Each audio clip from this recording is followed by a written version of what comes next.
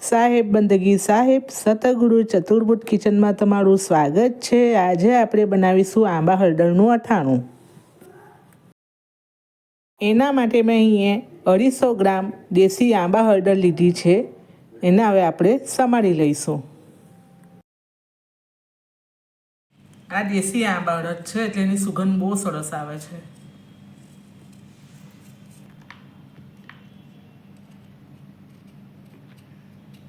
આંબા હળદર છોલાઈ ગઈ છે। હવે આપણે એને એક સરખી કાપી લઈશું।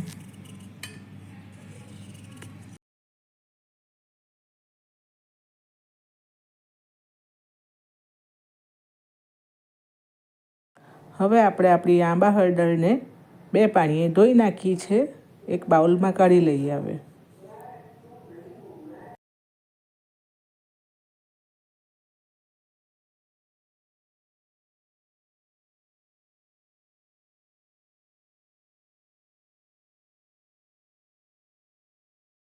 ત્યારબાદ તેમાં આપણે એક લીંબુ નીચવી દઈશું। પછી એમાં આપણે 1 ચમચી જેટલું મીઠું એડ કરી દઈશું।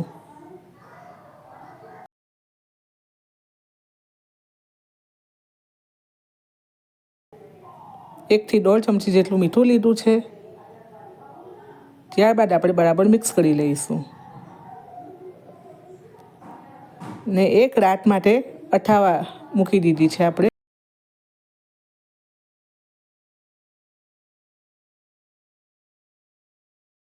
તમે જોઈ શકો છો કે બીજા દિવસે આપણી આડામૂડી સરસ મજાની અઠાઈ ગઈ છે। પાણી પણ જેટલું છૂટું પડવાનું હતું એટલું પડી ગયું। હવે આપણે એને એક બાઉલમાં કાઢી લઈશું રૂમાલ પાથરીને કે જેથી કરી બધું પાણી નીકળી જાય। છૂટી પાડી દઈશું બધી।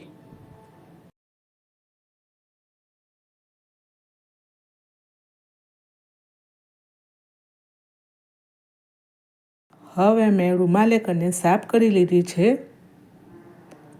પણ તડકો હતો એટલે થોડી વાર તડકામાં ખોળી નાખી છે। 1 કલાક જેવું તડકે મૂકી દઈશું।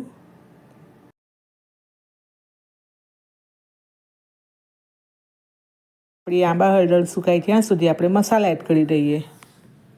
એમાં મેં 2 થી 3 ચમચી રાઈના કુડિયા લીધા છે।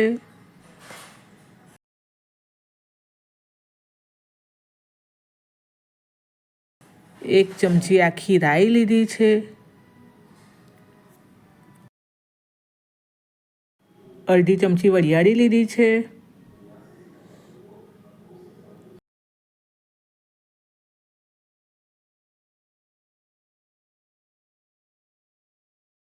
2 ચમચી તીખું લાલ મરચું પાવડર લીધું છે। ત્યારબાદ કાશ્મીરી લાલ મરચું પાવડર લીધું છે 2 ચમચી કલર માટે।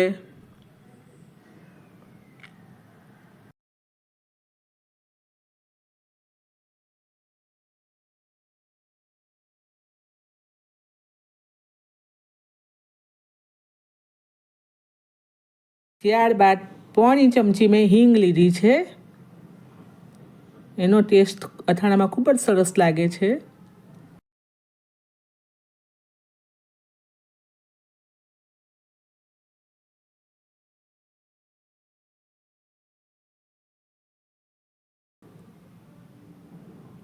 પછી સ્વાદ પ્રમાણે મીઠું લઈ લઈએ આપણે।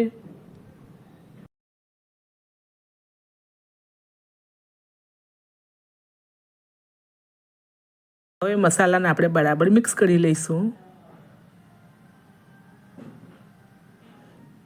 ત્યારબાદ આપણે તેમાં વિનેગર ઉમેરીશું 1 ચમચી। વિનેગરથી અથાણું આપણા લાંબા સમય સુધી સારું રહે એટલે મેં 1 થી 1.5 ચમચી જેટલું વિનેગર ઉમેર્યું છે। બરાબર મિશ્રણને એક સરખું મિક્સ કરી લીધું છે।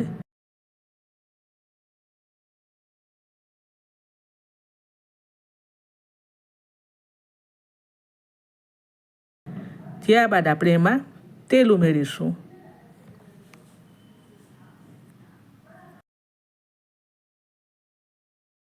હવે આપણા મસાલાને આપણે સારી રીતે બરાબર મિક્સ કરી લઈશું. તમે જોઈ શકો છો કે આપણો અથાણાનો સંભાર સરસ મજાનો બનીને તૈયાર થઈ ગયો છે. હવે આપણે આંબા હળદર ઉમેરી દઈશું. એમાં બરાબર મિક્સ કરી લઈશું.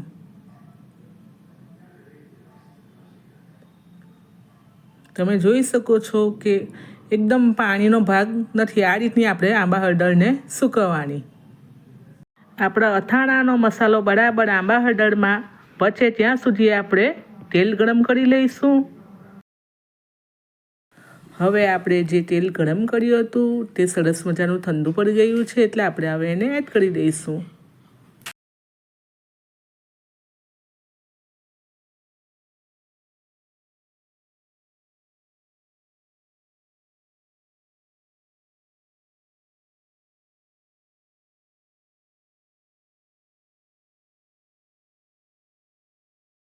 હવે આપણું અથાણું તૈયાર થઈ ગયું છે. આપણે હવે એને એક બરણીમાં સ્ટોર કરી લઈશું.